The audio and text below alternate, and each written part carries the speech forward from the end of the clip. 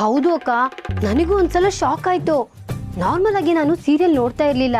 ಯಾವಾಗ ಈ ಸೀರಿಯಲ್ ನೋಡಕ್ ಶುರು ಮಾಡಿದ್ನೋ ಆವಾಗ್ಲಿಂದ ನಾನು ರಿಪೀಟ್ ಟೆಲಿಕಾಸ್ಟ್ ನೋಡ್ತಾ ಇದ್ದೀನಿ. ನಾನು ಹೇಳಿರ್ಲಿಲ್ವಾ, ಒಂದ್ಸಲ ನೋಡೋದಕ್ಕೆ ಶುರು ಮಾಡು, ನಿನ್ಗೆ ತುಂಬಾ ಇಷ್ಟ ಆಗತ್ತೆ ಅಂತ. ಸಂಧ್ಯಾ ಅವರೇ, ನೀವು ನೋಡ್ತೀರಾ? ಅಯ್ಯೋ, ನಮ್ಮ ಮನೇಲಿ ನನ್ನ ಗಂಡ ಆಫ್ ಆಗಿರೋ ಟಿವಿ ನೋಡಿದ್ರು ಪಡ್ಕೊಂತಾನ್ರಿ. ಒಳ್ಳೆ ನಾಯಿ ತರ ಆಡ್ತಾನೆ. ನನ್ನ ಹೆಂಡತಿಗಳು ಕಮ್ಮಿ ಏನಲ್ಲ, ಅವಳು ಹಂಗ ಆಡೋದು, ಆದ್ರೆ ಬಹು ಅನ್ನಲ್ಲ ಅಷ್ಟೇ. ನನ್ನ ಹೆಂಡತಿ ಸ್ವಲ್ಪ ವೆರೈಟಿ, ಕುಯ್ ಅಂತಾಳೆ. ಹಾಗೆಲ್ಲ ಬೈಬಾರ್ದು ನಾಯಿಗೆ. ಕರೆಕ್ಟಾಗಿ ಹೇಳಿದ್ರಿ ಕಣ್ರಿ. ಅಲ್ಲ ಕಣ್ರಿ ಗೌರಿ, ಟಿವಿ ಇರೋದೇ ಹೆಣ್ಮಕ್ಳು ನೋಡ್ಲಿ ಅಂತ. ಬೆಳಗ್ಗೆಯಿಂದ ದುಡ್ದು ದುಡ್ದು ಸುಸ್ತಾಗಿರ್ತೀವಿ, ಆರಾಮಾಗಿ ಕುತ್ಕೊಂಡು ಟಿವಿ ನೋಡ್ಲಿ ಅಂತ ತಾನೇ ಇರೋದು. ಆದ್ರೆ ನನ್ನ ಗಂಡ ಬಂದ ತಕ್ಷಣ ಆ ರಿಮೋಟ್ನ ಟಕ್ ಅಂತ ಕಿತ್ಕೊಂಡ್ಬಿಡ್ತಾರೆ. ಆಮೇಲೆ ನ್ಯೂಸ್ ಚಾನಲ್ ಹಾಕ್ತಾರೆ. ಆ ನ್ಯೂಸ್ ಚಾನಲ್ ಅಲ್ಲಿ ಕಿರ್ಸ್ತಾರೆ. ಯಪ್ಪ, ಮನೆಯಲ್ಲೇ ಇರಕ್ಕಾಗಲ್ಲ. ಅದ್ರಲ್ಲೂ ಟಿವಿ ಸೌಂಡು 50 ಮೇಲೆ ಇರಬೇಕು. ಅದರಲ್ಲೂ ಧೀಮ್ ಧೀಮ್ ತನನ ಧೀಮ್ ಧೀಮ್ ತನನ ಧೀಮ್ ಧೀಮ್ ತನನ ಏನು ಏನು ಬಂದೆ ಬಂದೆ ಅಂತ ಹೇಳಿದ್ದನ್ನೇ ಹೇಳ್ತಾ ಇದ್ರೆ ಕೇಳಿಸ್ಕೊಂಡು ನಾವ್ಯಾಕಾದ್ರೂ ಟಿವಿ ಮುಂದೆ ಬಂದು ಅಂತ ಅನ್ಸುತ್ತೆ. ಲೈಫೇ ಬೇಜಾರಾಗ್ಬಿಡುತ್ತೆ. ಅದಕ್ಕೆ ಯಾಕ್ರಿ ಅಷ್ಟು ಬೇಜಾರು ಮಾಡ್ಕೋತೀರಾ? ಅಂತ ಟೈಮಲ್ಲಿ ನಮ್ಮನೆಗೆ ಬನ್ನಿ, ಯಾಕಂದ್ರೆ ಟಿವಿನ ಲೋಟದಲ್ಲಿ ಕೊಟ್ಟು ಕಳ್ಸಕ್ಕಾಗಲ್ಲ ನೋಡಿ. ಅದು ಸರಿನೇ ಅನ್ನಿ. ಹೌದು, ಇನ್ ಮುಂದೆ ಹೆಣ್ಮಕ್ಳು ಯಾರು ಸೀರಿಯಲ್ ನೋಡಕ್ ಆಗಲ್ವಂತೆ. ಏನ ಇನ್ಮೇಲೆ ನಾವು ಕ್ರಿಕೆಟ್ ಮ್ಯಾಚ್ಗಳನ್ನ ನೋಡಕ್ ಆಗಲ್ವಂತ? ಯಾಕಂತೆ? ಕ್ರಿಕೆಟ್ ಶುರುವಾಗಿದೆಯಲ್ಲ, ಗಂಡ್ಮಕ್ಳು ರಿಮೋಟಲ್ಲಿ ಕೊಡ್ತಾರೆ. ಅದಕ್ಕೆ ನಾವು ಸೀರಿಯಲ್ ನೋಡಕ್ ಆಗಲ್ಲ. ನೋಡೋದಕ್ಕೆ ಅವ್ರು ಬಿಡೋದು ಇಲ್ಲ. ಕರ್ಮ, ಅವ್ರಿಗಾದ್ರೆ ದಿನ ಒಂದೊಂದು ಎಪಿಸೋಡ್ ಬರುತ್ತೆ. ಆದ್ರೆ ನಮ್ ಕ್ರಿಕೆಟು ಯಾವಾಗ್ಲೋ ಬರುತ್ತೆ. ಅವಾಗ್ಲೂ ನೋಡಕ್ ಬಿಡ್ಲಿಲ್ಲ ಅಂದ್ರೆ ಸಬ್ಸ್ಕ್ರಿಪ್ಷನ್ಗೆ ದುಡ್ಡು ಕಟ್ಟದ್ ನಾವು, ಟಿವಿ ನೋಡೋರು ಅವ್ರ? ಹೌದು, ನೋಡ್ಲೇಬೇಕು. ಆ ಜಯಂತು ಅವನ ಹೆಂಡತಿಗೆ ಹೇಗೆಲ್ಲ ಕಾಟ ಕೊಡ್ತಾನೆ ಗೊತ್ತಾ? ಒಂದ್ ಎಪಿಸೋಡಲ್ಲಿ ಹಾಲಿಗೆ ಜಿರಳೆ ಹಾಕೊಂಡು ಕುಡ್ದ್ಬಿಟ್ಟ. ಎಷ್ಟು ಕ್ರೂಯಲ್ ಆಗಿರ್ಬೋದು. ಇನ್ನು ಅದೇನೇನ್ ಮಾಡ್ತಾನೋ ಏನೋ. ನಿಜನೇ ರೀ. ಈ ಗಂಡ ಮಕ್ಕಳು ಮನೇಲಿದ್ರೆ ಅಂತೂ ಯಾವಾಗ್ಲೂ ಕ್ರಿಕೆಟೇ ಹಾಕೊಂಡ್ ಕುತ್ಕೊಂತಾರೆ. ನಮ್ ದೇಶ ಬೇರೆ ದೇಶದ ಮೇಲೆ ಆಡಿದ್ರೆ ಪರವಾಗಿಲ್ಲ. ಇದ್ಯಾವ್ದ್ರೆ ಇದು? ಅವ್ರು ಯಾರೋ ಬರೋದಂತೆ, ನಮ್ಮ ಮೇಲೆ ನಾವೇ ಆಡೋದಂತೆ. ನಂಗೇನೋ ಇದನ್ನೆಲ್ಲ ನೋಡಿದ್ರೆ ಬ್ರಿಟಿಷ್ರು ತರ ಅನ್ಸುತ್ತೆ. ಹೊರಗಡೆಯಿಂದ ಯಾವನೋ ಒಬ್ಬ ಬಂದು ನಮ್ಮವ್ರ ಮೇಲೆ ನಮ್ಮವ್ರನ್ನೇ ಎತ್ಕಟ್ತಾರಲ್ಲ, ಹಂಗೆ. ಅದಕ್ಕೆ ನಂಗೆ ಇದೆಲ್ಲ ಇಷ್ಟನೇ ಆಗಲ್ಲಪ್ಪ. ಆದ್ರೆ ಸೀರಿಯಲ್ ನೋಡಿ ಎಷ್ಟು ಚೆನ್ನಾಗಿರುತ್ತೆ, ಮನ್ಸಿಗೂ ಖುಷಿ ಕೊಡುತ್ತೆ. ನಮ್ ಕರ್ಮಕ್ಕೆ ಈ ಕ್ರಿಕೆಟ್ ಇವಾಗಲೇ ಶುರುವಾಗಬೇಕಾಗಿತ್ತಾ? ಶುರುವಾದ್ರೆ 3 ತಿಂಗಳು ಇರುತ್ತೆ. ನಾವೆಲ್ಲ ಏನ್ ಮಾಡೋದು? ಏನ್ ಮಾಡ್ಬೇಕು ಅಂತ ಸುಮ್ನೆ ಕೂತ್ಕೊಂಡ್ರಾಗಲ್ಲ, ಹಠ ಮಾಡ್ಬೇಕು. ಇದು ನಮ್ಮ ಜನ್ಮ ಸಿದ್ಧ ಹಕ್ಕು, ನೀವು ನಮಗ್ ಕೊಡ್ಲೇಬೇಕು ಅನ್ಬೇಕು. ಕೊಡ್ಲಿಲ್ಲ ಅಂದ್ರೆ ಏನ್ ಸುಮ್ನಿರಕ್ಕಾಗತ್ತಾ? ನಮ್ ಹಕ್ಕನ್ನ ನಾವ್ ಕಿತ್ಕೋಬೇಕು. ಹೆಣ್ಮಕ್ಳು ಧಾರಾವಾಹಿಗಳನ್ನ ನೋಡದೇ ಇರೋ ಹಾಗೆ ನೋಡ್ಕೊಂಡ್ರೇನೆ ನಾವು ಕ್ರಿಕೆಟ್ ನೋಡಕ್ ಆಗೋದು. ಗಟೇಟ್ ರಿಮೋಟ್ನ ಅವ್ರ ಕೈಗೆ ಸಿಗೋ ಹಾಗೆ ಇಡಬಾರ್ದು. ಅದ್ ಹೇಗೆ ಅವ್ರು ಕ್ರಿಕೆಟ್ ನೋಡ್ತಾರೋ ನೋಡೇ ಬಿಡೋಣ.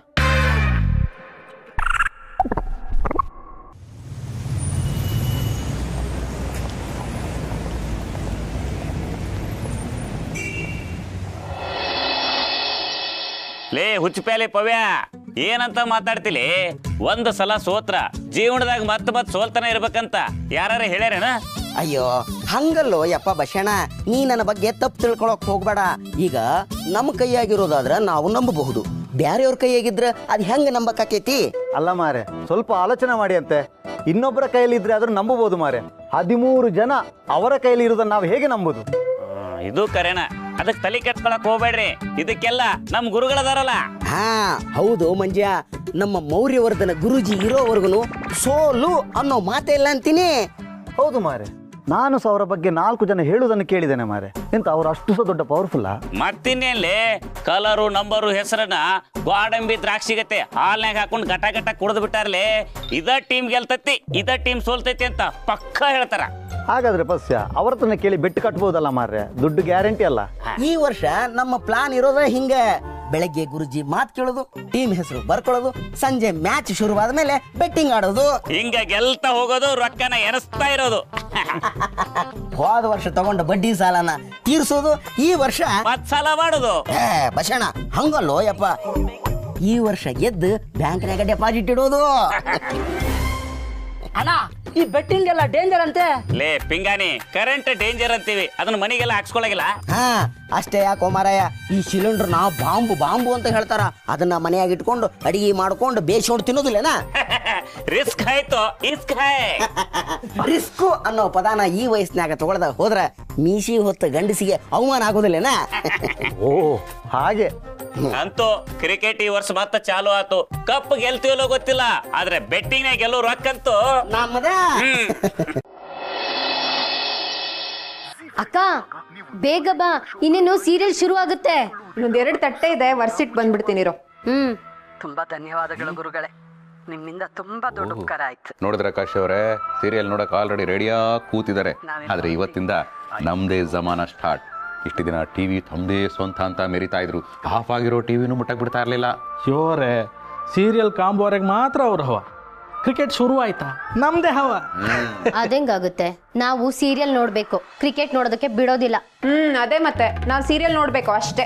ಅದೇಂಗಾತು ಗಿರ್ಜಮ್ಮ, ಇವತ್ತು ಬೆಂಗಳೂರು ಟೀಮ್ ಆಡ್ತಿಪ್ಪದು, ನಾವು ಚಿಪ್ಸ್ ತಿಂತ ಮ್ಯಾಚ್ ಕಾಣ್ತ. ಗೆದ್ರು ಹೊಡಕ್ ಪಟಾಕಿ ತಗೊಬಂದಿತ್ತ. ಅದೇ ಮತ್ತೆ, ದಾಂಡಿಗೆ ಎದಿರ್ಲಿಲ್ಲ, ದಾಳಿಗೆ ಎದಿರ್ಲಿಲ್ಲ, ಈ ಲೇಡೀಸ್ ಬ್ಯಾಚ್ ಎದಿರ್ತೀವ.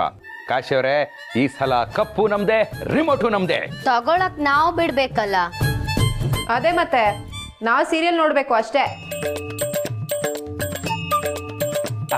ಗೌರಿ, ನಿನ್ನ ಈ ಎರಡೂ ಕೋಮಲವಾದ ಕೈಗಳಿಗೆ ಚಿನ್ನದ ಬಳೆ ಮಾಡಿಸುವ ಅಂದಳಿ ಇದ್ದೆ. ಹೌದಾ? ಯಾವಾಗ? ಶಿವರ್ ರಿಮೋಟ್ ತಗೊಂಡ್ರ ಮೇಲೆ. ಶಿವರೇ, ಕಮಾನ್. ಕೈ ಬಿಡ್ರೆ. ಬಿಡುದಿಲ್ಲ. ಬಿಡ್ರೆ ಕೈನ. ಧೀರ ಧೀರ ಧೀರ ಧೀರ ಈ ಸುಲ್ತಾನ, ಧೀರ ಧೀರ ಧೀರ.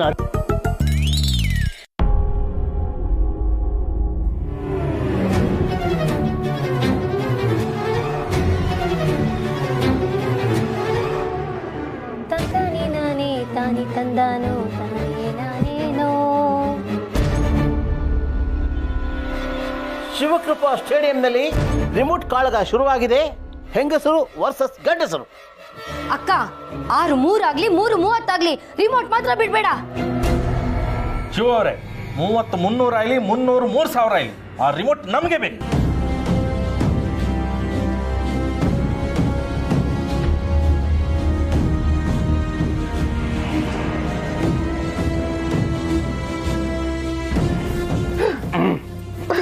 ಅಕ್ಕ ಬಿಡ್ಬೇಡ. ಬಿಡ್ಬೇಡಿ, ಬಿಡ್ಬೇಡಿ, ಹಿಡ್ಕೊಂಡು ಬಿಡ್ಬೇಡಿ. ರಿಮೋಟ್ ಪಡೆಯಲು ಗಂಡ ಹೆಂಡತಿಯ ಮಧ್ಯೆ ಮಹಾಕಾಳಗ ಅದ್ಭುತವಾಗಿ ನಡೆಯುತ್ತಿದೆ. ಬಿಡ್ಬೇಡಿ, ನೀವು ಮೈಕ್ ಟೈಸನ್ ಇದ್ದಂಗೆ. ಬಿಡ್ಬೇಡಿ ಅಕ್ಕ, ನೀನು ಬಿಡ್ಬೇಡ ಕಣೆ. ರಿಮೋಟ್ ಯಾರಿಗೆ ಸಿಗುತ್ತದೆ ಎಂದು ಇಡೀ ಕರ್ನಾಟಕದ ಜನ ಕಾತುರದಿಂದ ಕಾಯುತ್ತಿದ್ದಾರೆ. ನಾವೇನು ನೀವೇನೆಂದು ಗಂಡ ಹೆಂಡತಿ ಕಿತ್ತಾಡುತ್ತಿದ್ದಾರೆ. ಇದೀಗ ಬಂದ ಸುದ್ದಿ, ಗಿರಿಜಾರವರು ಮೇಲುಗೈ ಸಾಧಿಸುವ ಲಕ್ಷಣಗಳು ಕಂಡುಬರುತ್ತಿದೆ. ಅಕ್ಕ, 1, 2.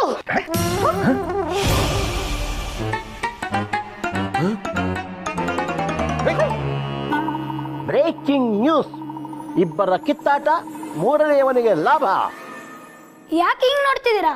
ನನ್ನ ಹೋಮ್ವರ್ಕ್ ಬರ್ದಿದ್ದಾಯ್ತು, ಅದಕ್ಕೆ ಕಾರ್ಟೂನ್ ನೋಡೋಣ ಅಂತ ರಿಮೋಟ್ ತಗೊಂಡೆ. ಏಯ್, ಇಷ್ಟು ದೊಡ್ಡವನಾಗಿದ್ಯಾ, ಕಾರ್ಟೂನ್ ನೋಡ್ಬೇಕೇನಾ? ಅಮ್ಮ, ಕಾರ್ಟೂನ್ ಮಾಡೋರು ದೊಡ್ಡವರೇ, ಅದಕ್ಕೆ ನೋಡ್ತೀನಿ. ತಪ್ಪೇನು? ತಪ್ಪಿಲ್ಲ ಸ್ಕಂದ, ಆದ್ರೆ ಅದಕ್ಕೆ ಈಗ ಸಮಯ ಇಲ್ಲ. ಕ್ರಿಕೆಟ್ ಬರುತ್ತೆ, ನಾವು ಕ್ರಿಕೆಟ್ ನೋಡ್ಬೇಕು. ದಯವಿಟ್ಟು ರಿಮೋಟ್ ಕೊಡೋ. ನೋಡು, ಮುಂದೆ ನನಗೆ ದೊಡ್ಡದಾಗಿ ಬೋನಸ್ ಬಂದ್ರೆ ನಿಂಗೆ ಚಿಕ್ಕದಾಗಿ ಚಾಕ್ಲೇಟ್ ಕೊಡಿಸ್ತೀನಿ ಕಣೋ. ಕೊಡ್ಬೇಡ ಸ್ಕಂದ, ನಿನ್ನ 9 ತಿಂಗಳು ಹೊತ್ತು ಸಾಕಿದ್ದು ನಿಮ್ಮಮ್ಮಂಗೆ ಕೊಡೋ. ಸ್ಕಂದ, ನಿನ್ನನ್ನು ಸಾಕದ ಅಮ್ಮನೇ ಇರ್ಬೋದು, ಆದ್ರೆ ಅಮ್ಮನ ಸಾಕ್ತಿಪ್ಪದು ಅಪ್ಪನೇ ಅಲ್ದ, ಅದಕ್ಕೆ ಅಪ್ಪನಿಗೆ ಕೊಡು. ಇವತ್ತು ಬೆಂಗಳೂರಿದ ಮ್ಯಾಚ್ ಇತ್ತು ಮರೆಯ, ಕೊಡು ಕಂದ. ಕಂದ, ಇವತ್ತು ಲಕ್ಷ್ಮೀ ನಿವಾಸ ಸೀರಿಯಲ್ ಅಲ್ಲಿ ಇಂಟ್ರೆಸ್ಟಿಂಗ್ ಸೀನ್ ಇದೆ ಕಣೋ. ಜಾನ್ವಿ ಮನೆಯವ್ರ ಜೊತೆ ಎಲ್ಲ ಮಾತಾಡಿದ್ಲು ಅಂತ ಜಯಂತ್ ಹೇಗೆಲ್ಲ ಆಡ್ಬಿಟ್ಟ. ಇವತ್ತು ಇನ್ನೇನ್ ಮಾಡ್ತಾನೋ ನೋಡ್ಬೇಕು. ಪ್ಲೀಸ್ ರಿಮೋಟ್ ಕೊಡೋ. ಸ್ಕಂದ, ಈ ಕಣ್ಣೀರಿನ ಕೋಡಿಯಲ್ಲಿ ನೀನು ಹರಿದು ಹೋಗ್ಬೇಡ ಕಣೋ. ನೀನು ಕ್ರಿಕೆಟ್ಗೆ ಡೈ ಹಾರ್ಡ್ ಫ್ಯಾನ್. ಇವತ್ತು ಬ್ಯಾಂಗ್ಳೂರ್ ಮ್ಯಾಚ್ ಇದೆ, ದಯವಿಟ್ಟು ರಿಮೋಟ್ ಕೊಡು. ನಂಗೆ ಅಮ್ಮನೂ ಬೇಕು, ಅಪ್ಪನೂ ಬೇಕು. ಹಾ, ಒಂದ್ ಕೆಲಸ ಮಾಡೋಣ, ಟಾಸ್ ಹಾಕೋಣ. ಅದ್ರಲ್ಲಿ ಯಾರು ಗೆಲ್ತಾರೋ ಅವ್ರಿಗೆ ಈ ರಿಮೋಟು. ಓಕೆ. Double okay. ಚಿಕ್ಕಪ್ಪ ಪುಟ್ ದಿ ಟಾಸ್.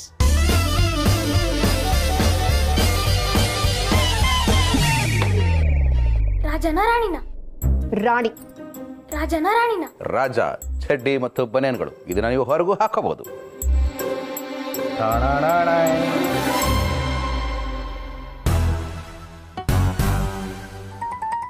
ಕೊನೆಯ ಸುತ್ತಿನಲ್ಲಿ ಅಯೋಗ್ಯನಾದ ನನ್ನ ಮಗ ಶಿವಪ್ರಸಾದ್ ರಿಮೋಟ್ ಪಡೆಯುವುದರಲ್ಲಿ ಯಶಸ್ವಿಯಾಗಿದ್ದಾನೆ.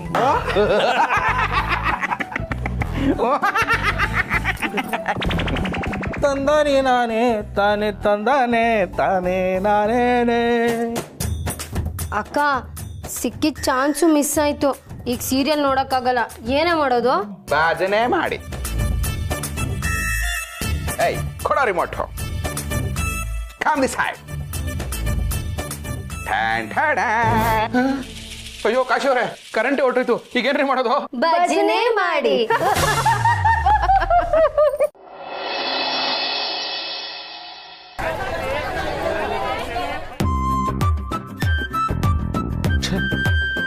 ಹೆಂಡತಿ ಒಪ್ಕೊಂಡ್ರು ಬೆಸ್ಕಾಂನವ್ರು ಒಪ್ಕೊಳ್ಳಿಲ್ಲ.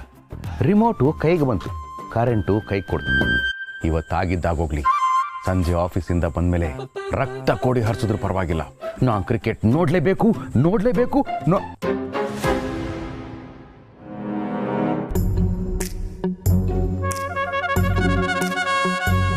ಏಯ್ ಏನ್ರಿ ಇದು ನಿಮ್ಮ ಶೋಕಿ? ದುಡ್ಡಲ್ಲಿ ಗಾಳಿ ಬೀಸ್ಕೊಳ್ತಾ ಇದ್ದೀರಾ? ನಾವೆಲ್ಲ ಫ್ಯಾನ್ ಆನ್ ಮಾಡಿದ್ರೆ ದುಡ್ಡು ಖರ್ಚಾಗುತ್ತೆ ಅಂತ ಸುಮ್ಮನೆ ಇದ್ದೀವಿ, ನೀವು ದುಡ್ಡನ್ನೇ ಫ್ಯಾನ್ ಮಾಡ್ಕೊಂಡಿದ್ದೀರಾ? ರಾಶಿ ರಾಶಿ. ನಂದು ವೃಶ್ಚಿಕ ರಾಶಿ, ಅನುರಾಧ ನಕ್ಷತ್ರ, 8ನೇ ಪಾದ. ಶಿವಪ್ಪನ, ನಾವ್ ಹೇಳಿದ್ದು ಜ್ಯೋತಿಷದ ರಾಶಿ ಅಲ್ಲ ರೀ, ಜ್ಯೋತಿಷರ್ ನಂಬಿ ನಮಗ ಬಂದಿರೋ ರೊಕ್ಕದ ರಾಶಿ. ರೊಕ್ಕದ ರಾಶಿನಾ? ನಾವು ಬೆಂಗಳೂರಿಗೆ ಬಂದಾಗ ಕಲ್ ರಾಶಿ ಮಣ್ ರಾಶಿ ಹೊತ್ತಾಕಿದ್ರು 50 ರೂಪಾಯಿ ಕೊಡೋರು ಗತಿ ಇರಲಿಲ್ಲ. ಅಂತದ್ರಲ್ಲಿ ನೀವು ರಾಜಾರೋಷವಾಗಿ ರೊಕ್ಕದ ರಾಶಿ ಅಂತ ಹೇಳ್ತಾ ಇದ್ದೀರಲ್ಲೋ, ವಾಟ್ಸ್ ಅ ಸೀಕ್ರೆಟ್? ಇನ್ನು ಮುಂದೆ ಹಿಂಗೇನೆ ಹಂಗ ಕುದ್ರಿ ಟಕ್ಕಕ್ಕೆ ಟಕ್ಕಕ್ಕೆ ಟಕ್ಕಕ್ಕೆ ಟಕ್ಕಕ್ಕೆ ಅಂತ ಫುಲ್ ಅಪ್ನಾಗ ಇರಾಕತ್ತೈತಿ. ನೆನ್ನೆ ನಾವು ಹಾಕಿದ್ದ ಟೀಮೇ ಗೆಲ್ತು. ಬರೀ 10,000 ಅಷ್ಟೇ ನಾವು ಹಾಕಿದ್ರಿ, ಆದ್ರೆ ಬಂದಿದ್ದು 2 ಲಕ್ಷ.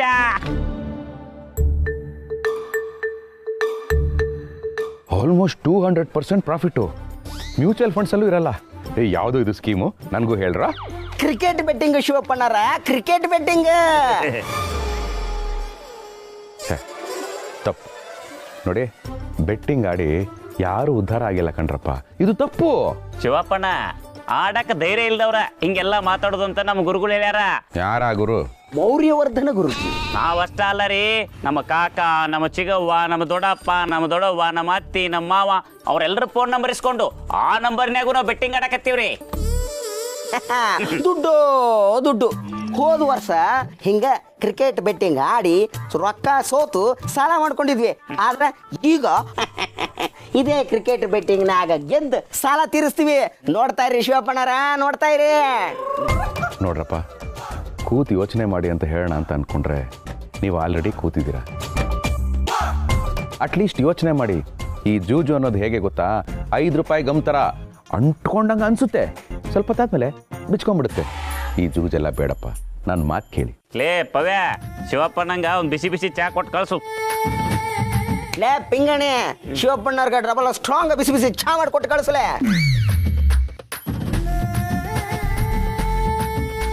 ಓ, ಇಷ್ಟೊಂದು ದುರಹಂಕಾರನ? ಇರ್ಲಿ ಇರ್ಲಿ, ಆ ಭಗವಂತನ ನಿಮಗೆ ಸರಿಯಾಗಿ ಬುದ್ಧಿ ಕಲಿಸ್ತಾನೆ.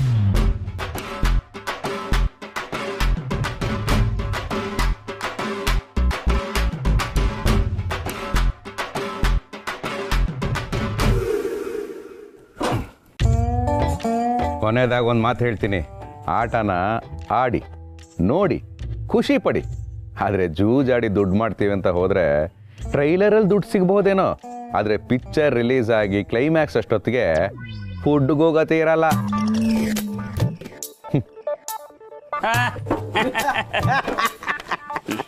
ಹೈ, ಇವ್ರಿಗೆಲ್ಲ ಅದು ಯಾವಾಗ ಬುದ್ಧಿ ಬರುತ್ತೋ. ಛೇ, ಏನು ಅನ್ಯಾಯ ಭಗವಂತ. ಅಲ್ಲ, ಫಸ್ಟ್ ಆಫ್ ಆಲ್ ಈ ಜೂಜು ಅನ್ನೋದನ್ನ ಯಾಕೆ ಸೃಷ್ಟಿ ಮಾಡಿದೆ ನೀನು? ಶಿವಪ್ರಸಾದ್, ಭಗವಂತ,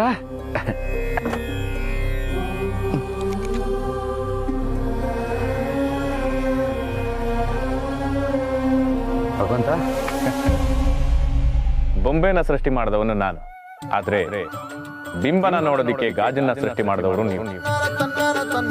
ಅನ್ನನ ಸೃಷ್ಟಿ ಮಾಡಿದವನು ನಾನು, ಆದ್ರೆ ಕೂತು ತಿನ್ನೋದಕ್ಕೆ ಮೇಜನ್ನ ಸೃಷ್ಟಿ ಮಾಡಿದವರು ನೀವು. ಈ ಪ್ರಕೃತಿಯ ಸೊಬಗಲ್ಲಿ ಮೋಜನ್ನ ಸೃಷ್ಟಿ ಮಾಡಿದವನು ನಾನು, ಆದ್ರೆ ಅದಕ್ಕೂ ಮೀರಿ ಜೂಜನ್ನ ಸೃಷ್ಟಿ ಮಾಡಿದವರು ನೀವು. ಹೀಗಿರುವಾಗ ಈ ಜೂಜಿನ ಜಂಜಾಟದಲ್ಲಿ ನನ್ನ ಪಾತ್ರ ಏನಿದೆ ಶಿವಪ್ರಸಾದ್? ಭಗವಂತ, ನಾನೇನೋ ಅಂದಿವೆ, ಸುಮ್ಮನೆ ಬಾಯಿ ಮಾತು ಹೇಳಿದೆ. ನೀನ್ಯಾಕೆ ಅದನ್ನ ಅಷ್ಟೊಂದು ಸೀರಿಯಸ್ ಆಗಿ ತಗೋತಾ ಇದೀಯಾ? ಶಿವಪ್ರಸಾದ್, ಈ ಜೂಜು ಅನ್ನೋದು ಕೇವಲ ಬಾಯಿ ಮಾತಿಗಷ್ಟೇ ಸೀಮಿತವಾಗಿಲ್ವಲ್ಲ, ಅದು ಬಾಯಿಗೂ ಮಾತಿಗೂ ಸಿಗದಷ್ಟು ಮುಂದೆ ಹೋಗಿದೆ. ಹಿಡಿಯಲಾಗದು, ಹಿಡಿದು ಬಡಿಯಲಾಗದು. ಬಡಿಯಲಾಗದ? ಏನ್ ಭಗವಂತ ಹೀಗೆ ಹೇಳ್ತಾ ಇದೆಯಾ? ಯುಗಾದಿ ಟೈಮಲ್ಲಿ ಜೂಜಾಡೋರೇನಾದ್ರೂ ಸಿಕ್ಕಾಕೊಂಡ್ರೆ ಸ್ಟೇಷನ್ಗೆ ಎತ್ತಾಕೊಂಡು ಹೋಗಿ ಬಡಿತಾರೆ ಬಡಿತಾರೆ ಬಡಿತಾರೆ, ಸ್ಟೇಷನ್ನಲ್ಲಿ ಬೇವು ಕೊಡ್ತಾರೆ, ಮನೆಗೆ ಹೋಗಿ ಬೆಲ್ಲದಲ್ಲಿ ಕಾವು ತಗೋಬೇಕು. ಧೂಮಪಾನ ಮದ್ಯಪಾನ ಮಾರುವುದನ್ನು ತಡೆದರೆ ತಾನೆ ಬಳಸುವುದು ನಿಲ್ಲುವುದು.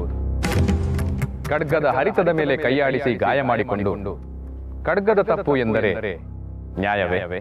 ಹಾ, ಕರೆಕ್ಟಾಗಿ ಹೇಳಿದೆ ಭಗವಂತ. ಈಗಂತೂ ಕ್ರಿಕೆಟ್ ಬೆಟ್ಟಿಂಗ್ ಟೈಮು. ಸಣ್ಣ ಸಣ್ಣ ಹುಡುಗರೆಲ್ಲ ಬೆಟ್ಟಿಂಗ್ ಆಡ್ತಾರೆ. ಯಾರೋ ಯಾಕೆ, ಇಲ್ಲೇ ರೋಡ್ ಕಾರ್ನರ್ ಅಲ್ಲಿ ಒಂದು ಕನ್ಸ್ಟ್ರಕ್ಷನ್ ನಡೀತಾ ಇದೆ, ಅಲ್ಲಿ ಕೆಲಸ ಮಾಡೋರು ಮಕ್ಕಳು ಬೆಟ್ಟಿಂಗ್ ಆಡ್ತಾರೆ. ಅಲ್ಲ, ಇನ್ನು 5ನೇ ಕ್ಲಾಸ್ 6ನೇ ಕ್ಲಾಸ್ ಓದೋ ಹುಡುಗರು ಬೆಂಗಳೂರಿಗೆ ಆಗ್ತೀಯಾ ಚೆನ್ನೈಗೆ ಆಗ್ತೀಯ ಅಂತ ಮಾತಾಡ್ಕೋತಾ ಇರ್ತಾರೆ. ಇವತ್ತು 10-20 ರೂಪಾಯಿಗೆ ಆಡ್ತಾ ಇರೋರು ನಾಳೆ ಲಕ್ಷ ಲಕ್ಷ ರೂಪಾಯಿಗೆ ಆಡಲ್ಲ ಅಂತ ಏನ್ ಗ್ಯಾರಂಟಿ? ಪಾಪ ದಿನಗೂಲಿ ಮಾಡಿ ಮಕ್ಕಳನ್ನ ಸಾಕ್ತಾ ಇದ್ದಾರೆ. ಈ ಬೆಟ್ಟಿಂಗ್ ಚಟಕ್ ಬಿದ್ದು ನಾಳೆ ದಿನ ಅವ್ರ ಲೈಫ್ಗೆ ಪ್ರಾಬ್ಲಮ್ ತಂದ್ಕೊಂಡ್ರೆ ಯಾರು ಜವಾಬ್ದಾರಿ? ತಪ್ಪು ಮಾಡಿದವರಿಗೆ ಎಷ್ಟು ಶಿಕ್ಷೆ ಇದೆಯೋ, ತಪ್ಪು ಮಾಡಿದವರನ್ನ ಮುಚ್ಚಿಟ್ಟವರಿಗೂ ಅಷ್ಟೇ ಶಿಕ್ಷೆ.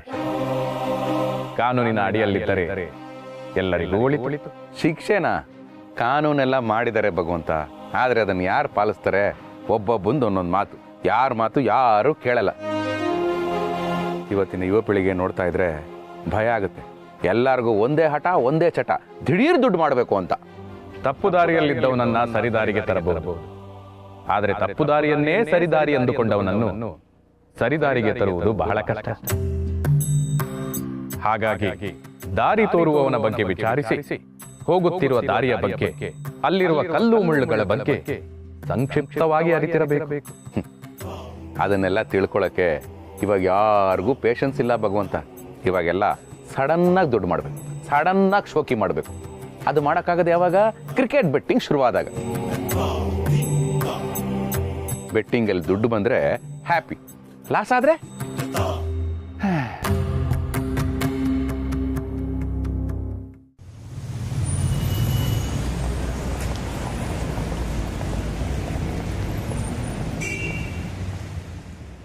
ನೀನು ಗೊತ್ತಿಲ್ಲದೆ ಇರೋದೇನಿದೆ ಭಗವಂತ?